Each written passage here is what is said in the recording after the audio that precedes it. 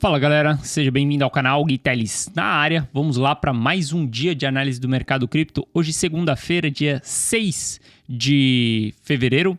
A gente está começando aí mais um mês e a gente vai fazer a nossa análise. Como tradição, aqui na segunda-feira, vou trazer um pouco de análise on-chain para a gente entender como que está essa movimentação, quem está distribuindo, está tendo realização de lucro nesse momento. A gente está em uma fase de distribuição e a gente vai entender quem está distribuindo e se a gente tem que se preocupar com isso ou não, beleza? Se você não é inscrito no canal, considere se inscrever. Aqui eu trago mega conteúdo todos os dias da semana, principalmente quando eu falo sobre análise on-chain. E caso esse conteúdo faça sentido para você, deixa seu like para dar aquela força pro canal e para mostrar também que esse conteúdo está sendo relevante. Bom, para a gente começar, vamos dar uma passadinha nos dados on-chain aqui. E primeiro, quando eu vou olhar para os dados on-chain, eu quero entender qual que é o psicológico das pessoas, dos investidores naquele determinado momento. Falo bastante para vocês que a análise on-chain é analisar o comportamento humano e não simplesmente ler gráficos. E quando eu tenho o psicológico dos investidores, eu consigo ter uma expectativa de como que o mercado está, para que lado que o mercado está indo. Quando a gente usa o Soper, a gente está fazendo exatamente isso. A gente está olhando para o psicológico das pessoas. E olha só como que quando a gente olha para o Soper aqui, eu não estou olhando ele com média, a gente vê que desde o momento ali que a gente passou os 18 mil dólares, a gente está se mantendo acima da linha do 1 do Soper. O que significa essa linha do 1? Abaixo dessa linha, as pessoas estão com medo, as pessoas estão realizando prejuízo. Acima dessa linha, as pessoas estão gananciosas, as pessoas estão realizando lucro. E se eu atrasar o gráfico para uma média de 7 dias, olha só, a gente vai ver que a gente rompeu, a gente já voltou para dentro dessa região aqui do 1, que é um movimento normal, e a gente está entrando novamente em uma movimentação onde tem realização de lucro. Veja que durante o nosso bear market, quando a gente tem a confirmação ali, a gente perdeu 52 mil dólares, depois a gente volta aqui nos 47 ali, confirma a perda desse fundo aqui, e a gente entra no bear market. O bear market, obviamente, ele começa a partir do momento que a gente sai lá do 68 e a gente começa a cair. Mas fica muito mais claro nos dados quando a gente tem essa confirmação dos 47 aqui. E veja que durante todo o bear market, lembra, Luna Foundation quebrando, 3AC quebrando, FTX quebrando. Olha só como que a gente sempre se manteve abaixo dessa linha do 1 no Soper. Isso mostra que o sentimento durante todo do bear market é um sentimento de pânico, é um sentimento de desespero, onde as pessoas vendem no prejuízo. Isso é normal, é um sentimento do bear market. Cara, quem me acompanha aqui há mais de uma semana, quem me acompanha aqui há mais de 7 dias, na semana passada, eu soltei um vídeo até explicando por que, para mim, a gente entrou em um bull market. Bull market é diferente de bull run, mas para mim a gente entrou em um bull market e eu vejo isso nessa transição psicológica. Mesmo se eu atrasar o Soper em 30 dias, olhando para uma média bem atrasada mesmo, olha só, a gente tem essa reversão do Soper, a gente tem essa confirmação do psicológico dos investidores mudando. Significa que a gente vai se manter acima de 1 no Soper e as pessoas não vão mais realizar prejuízo? Não significa isso, porque o Soper ele trabalha em fases. Veja só, a gente tem a fase de bull market, vamos olhar lá para 2015. A gente tem a fase de bull market, onde a gente fica acima do Soper, a fase de bear market, onde a gente começa a costurar essa linha do 1, veja só, onde tem pessoas realizando prejuízo, pessoas realizando lucro, e a gente entra em fase de capitulação. Fase de capitulação, a gente se mantém abaixo do Soper, onde só tem realização de prejuízo. E aí, quando a gente vai iniciar um novo ciclo, a gente começa a costurar essa região do 1 também. Olha só, a gente vai lá em cima, a gente vem abaixo. A gente vai lá em cima, a gente vem abaixo. Até a gente chegar em uma fase de bull run, onde a bull run só vai ter pessoas gananciosas no mercado. Depois que tem essa costura, olha só, a gente tem a fase de bull run, onde a gente não volta mais abaixo do Soper, onde o psicológico das pessoas é extrema ganância. E isso vai acontecer nesse ciclo também, porque sempre se repete, cara, análise on-chain é ler comportamento humano ele é repetitivo. a gente tem os mesmos padrões. Então, olha só, a gente teve a nossa bull run acima do Soper, depois a gente entra em região de topo, a gente faz segundo topo de complacência, isso daqui é complacência do mercado, depois a gente começa a costurar a região do 1 do Soper. Entrou em fase mais aguda de bear market, a gente começa a entrar em fase de capitulação somente abaixo da região do 1. E agora a gente está acima. Então, quer dizer que daqui até a bull run, a gente vai ter a costura do Soper, onde em alguns determinados momentos, algumas pessoas vão aceitar a realização de prejuízo, vão vender no negativo. Nesse momento, ó, se a gente olhar aqui ó, mais para o curto prazo, se a gente der um zoom in aqui, ó, a gente consegue ver que teve alguns dias em específico da galera realizando um pouquinho de prejuízo ali, ó, 120 milhões realizados em prejuízo, a gente teve 225 milhões também realizados em prejuízo. Obviamente que se a gente for comparar com a porrada que a gente tem no evento de capitulação, cara, no evento de capitulação a gente teve realização de 4 bi de prejuízo, mas mesmo assim a gente tem realizações de prejuízo e a gente vai ter essas realizações de prejuízo ao longo do ciclo, ao longo dessa transição. Então é normal a gente ver o Soper costurando essa região, mas para mim está muito claro que houve a mudança do mindset, houve a mudança do psicológico dos investidores.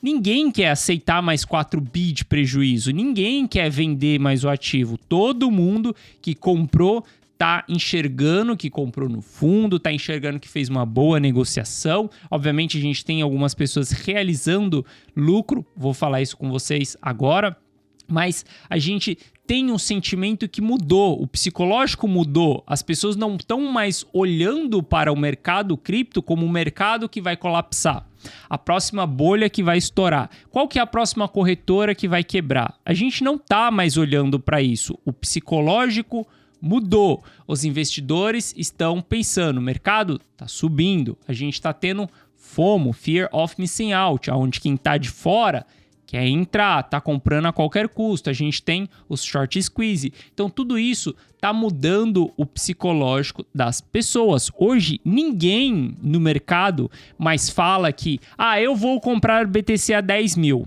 Ninguém mais está falando isso. O que todo mundo está falando no mercado é, na hora que o BTC der o pullback, eu vou entrar. Olha só como que a narrativa dos investidores já mudou. Cara, há um tempo atrás, em dezembro, tem um mês aí, coloca 40 dias para trás, as pessoas falavam, eu vou comprar o BTC a 10 mil, eu vou comprar o BTC a 9 mil. Só que nesse momento, já ninguém está esperando um fundo mais baixo que o anterior. Todo mundo está esperando um raio de um pullback. Por quê? Mudança do psicológico, mudança comportamental do ser humano, beleza?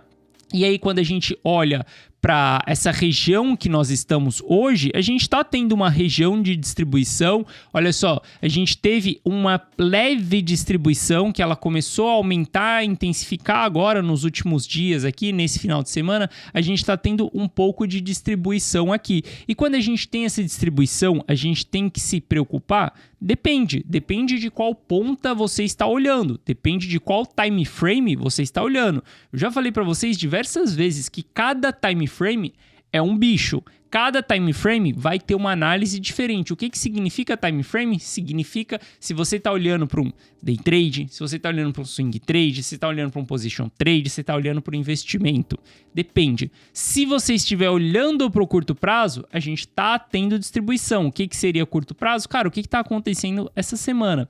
E aí, a gente tem que entender quem é que está distribuindo nesse momento. O short-term holder, os investidores do curto prazo, é quem está distribuindo nesse momento. Se a gente olhar, a gente consegue usar duas métricas para entender isso, para entender quem está distribuindo. Uma é a gente olhar a idade por volume de gasto que a gente está tendo, e se a gente olhar a idade das moedas que estão sendo transacionadas, cara, as moedas que estão sendo transacionadas aqui são muito mais moedas do curto prazo do que longo prazo. E até mesmo as moedas de longo prazo, de long term holder, que estão sendo distribuídas aqui, são moedas que elas têm entre 1 a 2 anos. E se você olhar para trás e colocar 1 a 2 anos para trás, você vai entender que essas moedas é de long term holder novato, long term holder que comprou o topo do mercado. Esse cara comprou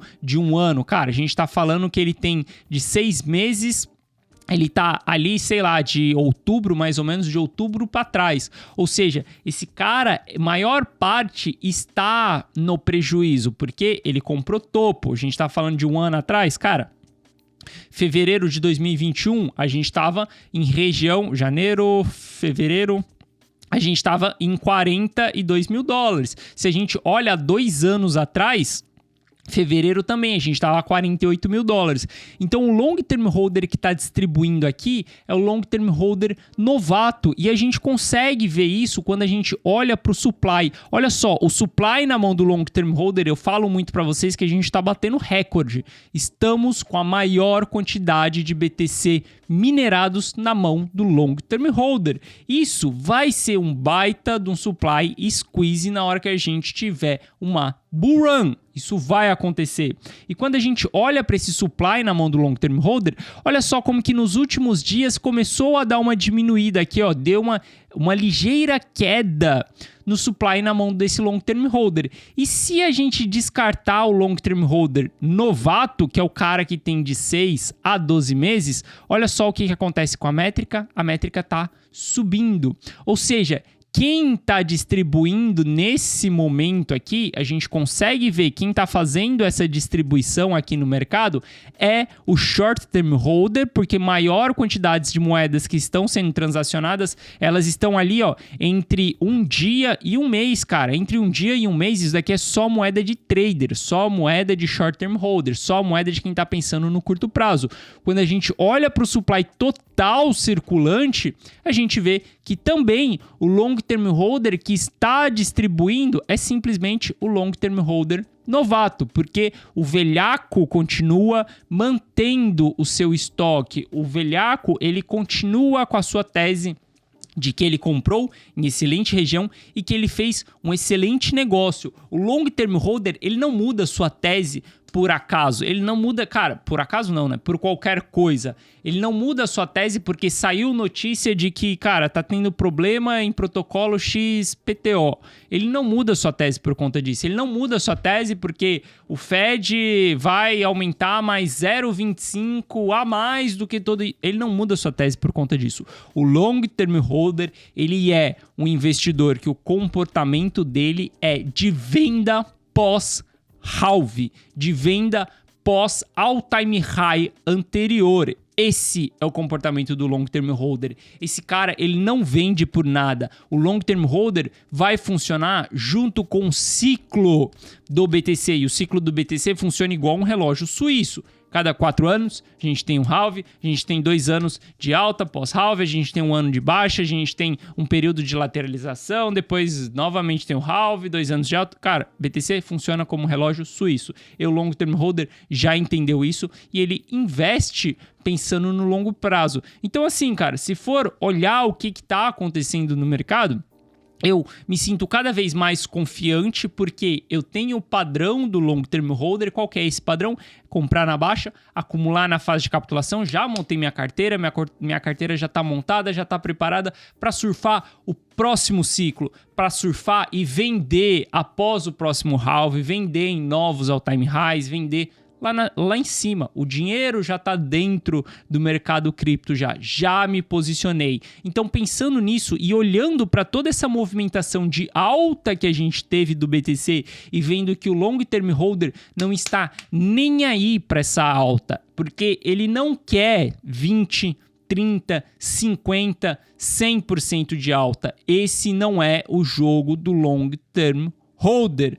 Esse cara quer comprar na baixa e vender na alta. E essa alta vai entregar para ele 5, 10, 15, 20 vezes de multiplicação do capital. Quando a gente fala somente em BTC, cara, nem tô falando em Ether, nem tô falando em altcoins, nada disso. O último ciclo entregou 10 vezes de multiplicação para o long term holder. Então, os caras continuam acumulando. Os caras, esse grupo de entidade, essas pessoas que têm esse mindset do longo prazo. Para você se tornar um long term holder, basta a moeda estar parada na sua carteira acima de 6 meses. Se ela tiver entre 6 e 12 meses ali, ali, ou até um ano, eu sempre considero os novatos todos aqueles long-term holders que entraram até o topo do mercado. Então, você pode ser um long-term holder, simplesmente ter esse sentimento, beleza? Isso falando pro longo prazo. Pro curto prazo, a gente tem distribuição e aí pro curto prazo a gente vai olhar o que está acontecendo no price action. A gente consegue entender, olhando para a análise on-chain, o comportamento psicológico das pessoas, a gente consegue entender o que está acontecendo, que fase do ciclo nós estamos, se a gente tem oportunidades ou não. Por exemplo, a gente pode usar o Soper como um indicador de trading também, se a gente quiser operar olhando para o Soper, sempre que a gente já tiver a confirmação da fase, já tiver transitado para a fase de capitulação, olha só, bateu em 1, a gente tem momentos de venda. Quando a gente transita a fase para bull market, bateu em 1, a gente tem momentos de compra, beleza? Mas a gente olha para o price action também para a gente entender toda a movimentação. Bom, então para a gente olhar para o price action, a gente vai dar uma olhadinha aqui mais para o curto prazo e a gente vai entender o que o mercado pode acontecer. A gente tem Nasdaq aqui, vou falar de Nasdaq, vou falar de S&P também, mas a gente teve Nasdaq subindo bastante aí nesses últimos dias, a gente teve confirmação do rompimento da LTB, beleza, estou bem bullish no mercado americano também, estou vendo o mercado americano revertendo também, só que a gente chegou em zonas também de pontas de estresse da força compradora. A gente está com RSI sobrecomprado, em Nasdaq, a gente bateu resistência aqui em cima. Para mim é natural o mercado voltar e fazer um pullback. Até onde pode ser esse pullback de Nasdaq? A gente pode traçar Fibonacci 0382, que vai coincidir com os topos que foram rompidos, então a gente pode ter Nasdaq voltando até essa região. Para mim é válido voltar até 0618, então o mercado voltando até dentro de 0618 de toda essa movimentação de alta está dentro do jogo. Vejo que ele pode se segurar aqui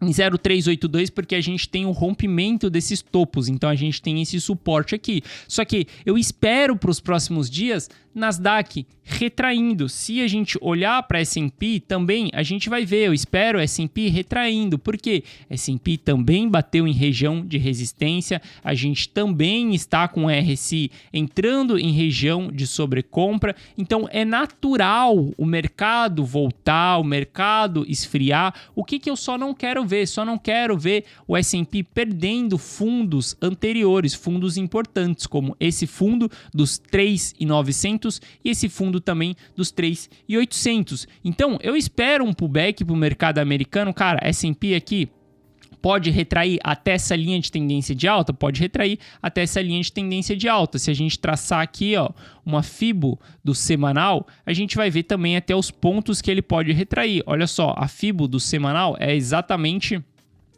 toda essa pernada que a gente teve aqui de alta. Então a gente pode ter as retrações de Fibonacci, olha só, até os 4.000 pontos ali. A gente pode vir, para mim, para ser válido, a gente pode voltar até os 3.900. Bateu aqui, voltou, reverteu, cara, a gente continua dentro do jogo. Bateu aqui, reverteu, voltou para cima da linha de tendência de alta aqui, caracterizando um falso rompimento, cara, para mim a gente está dentro do jogo. Eu acho que a RSI pode esfriar um pouco nesse momento, cara, tanto para Nasdaq, tanto para o S&P. A gente está com os mercados sobrecomprados, a gente teve muita euforia, né, que aconteceu nessa última semana aí, então eu vejo que a gente pode retrair. Olha só como que a gente tem Nasdaq formando o fundo triplo aqui, subindo e indo embora. A gente precisa de um pullback, a gente precisa dar uma esfriada na movimentação. Então, para mim, no curtíssimo prazo,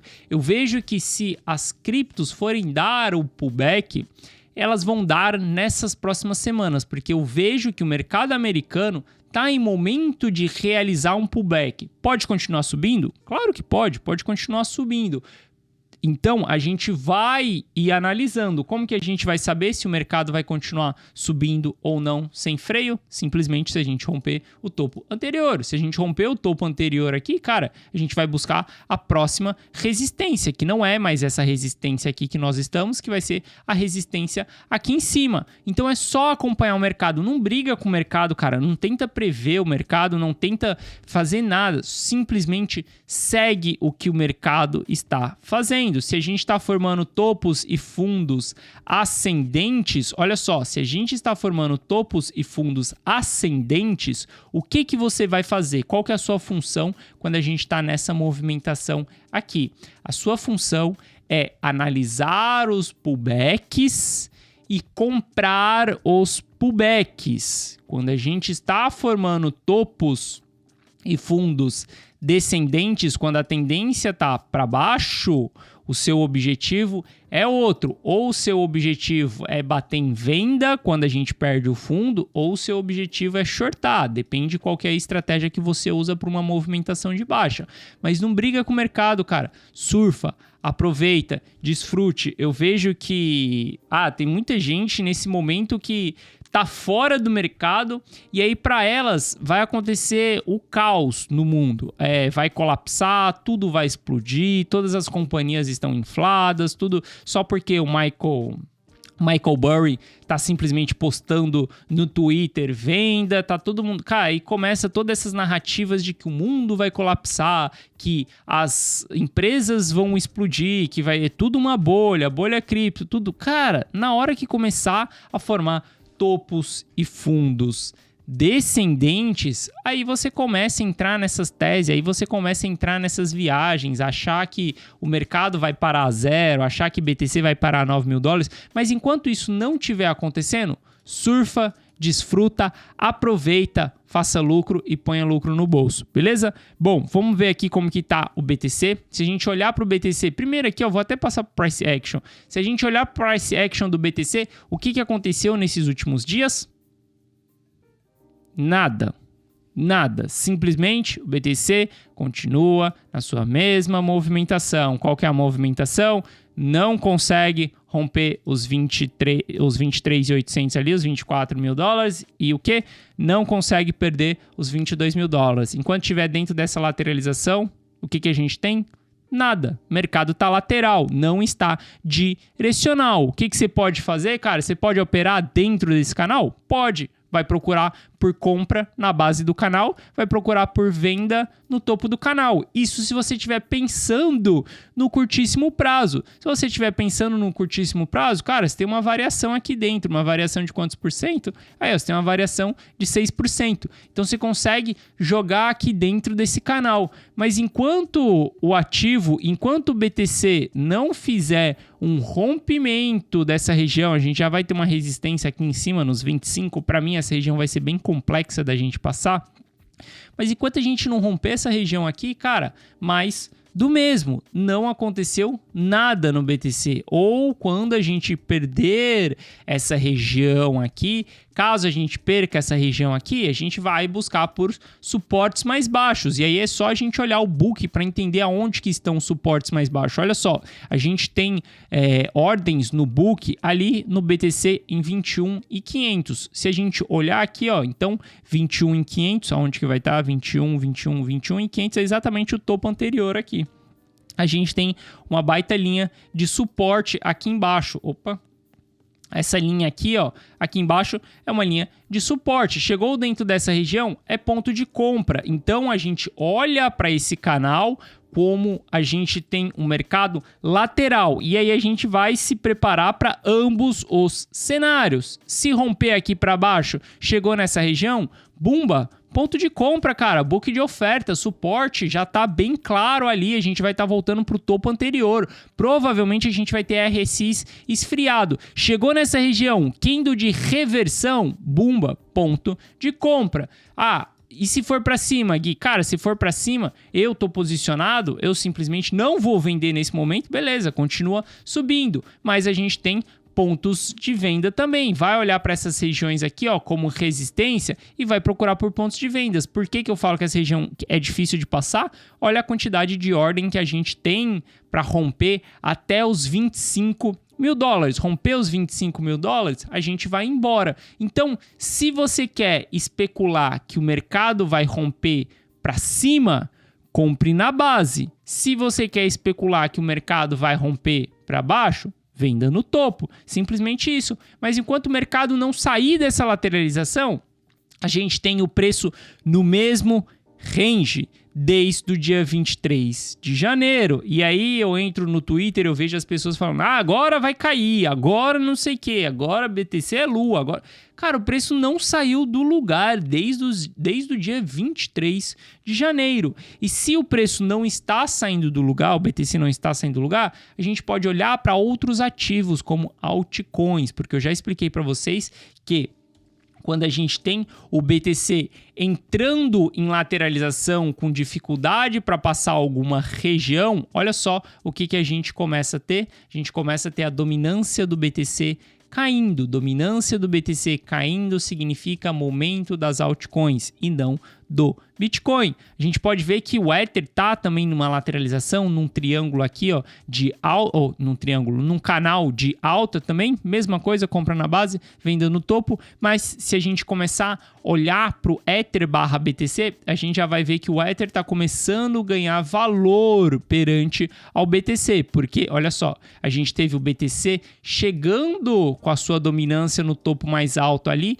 e começando a perder dominância, e aí a gente vê movimentos como esse, do Ether ganhando valor perante ao BTC. Por isso que nesses últimos dias eu trouxe bastante para vocês, falei bastante, cara, de altcoins, inclusive lá no Telegram, eu até coloquei uma lista das altcoins que eu tô de olho, simplesmente para tradear nesse período, para comprar, surfar, tradear. Comentei com vocês, cara, a gente tá analisando AGIX faz tempo, desde lá dos 17 dólares, posição, entrei em 17 dólares, olha só as porradas que a gente já deu, já realizei quando a gente bateu, cara, nos 26 ali, realizei um pouco ontem ainda, cara, simplesmente a gente tem AGIX subindo pra caramba, então vamos olhar para esses ativos. Quando a dominância tá caindo, a gente deixa o BTC de lado, deixa o BTC ali, cara, lateralizar, deixa ele criar seus suportes, na hora que ele romper o mercado ficar direcional, a gente olha mais para ele. Mas enquanto isso não acontecer, vamos olhar para as altcoins, vamos olhar o que tá acontecendo de movimentação. Olha só, a gente teve AGIX, cara, tá subindo sem freio. O que ela tá fazendo? Alta, bandeira de alta, alta, bandeira de alta, alta, tá querendo caracterizar mais uma nova bandeira de alta aqui, ó. Se a gente traçar a Fibonacci, olha só, a gente se segurou em 0,382 de Fibonacci, bateu 0,5 ali. Se você analisar, você vai ver que é o padrão do ativo que ele tá fazendo nesse momento. Olha só, essa última pernada aqui, ó, veio, voltou até 0,68, se segurou, foi embora, beleza? Então a gente tem o ativo se segurando dentro dessas regiões aqui. Você pode traçar, cara, Fibonacci em toda pernada que você tiver do ativo. Olha só, essa outra pernada que a gente teve aqui, ó, subiu, a gente voltou aqui, ó, em um único candle até 0,382 e está se segurando. Ou seja, a gente tem AGIX muito mais forte, onde a gente pode olhar para esse tipo de ativo nesse momento do que ficar olhando para o BTC. Isso daqui é ativo para holdar, para segurar para o próximo ciclo, para colocar na carteira e esquecer? Não sei, cara. Não estudei em cima disso. Isso daqui é pura especulação. Quando você é um trader, quando você está olhando com chapéu de trader, cara, nem sempre você precisa saber se o ativo tem uma excelente economia, se o ativo tem futuro. Cara, simplesmente surfa, curte, é uma noitada, pega e não se apega, só isso. Para você colocar para dentro da carteira de holder, aí é outra parada, aí você tem que estudar o ativo mesmo, mas para você simplesmente surfar essas movimentações, cara, surfa. Olha só, a AGIX subindo aí, a gente tem Aptos também que eu tava analisando nesse final de semana. Olha só, a gente tem A APT aí, ó, formando uma cunha também, tá se segurando em regiões, perdeu aqui, ó, 0,618 de Fibonacci, mas já tá tentando se segurar aqui em cima, tá formando essa cunha, tá em região de suporte, a gente tem RSI do 4 horas chegando em sobrevenda também. Então, cara, começa a olhar para outros ativos. Se você quiser saber a lista dos ativos, cara, entra lá no canal do Telegram, o link tá aqui na descrição. O canal do Telegram é simplesmente aberto pra gente trocar informações. Você consegue mandar mensagem, eu também mando mensagem, eu chamo ele de chat, porque simplesmente a gente consegue conversar lá dentro. Se tiver alguma dúvida, entra lá, vamos trocar uma ideia. Não dou sinal e não dou recomendação de investimento, tá? Isso daqui são as minhas análises, como que eu olho pro mercado. Opa, engasopei aqui. E como que eu tomo as minhas decisões, beleza? Bom, então é isso. Nesse curto prazo, eu acho...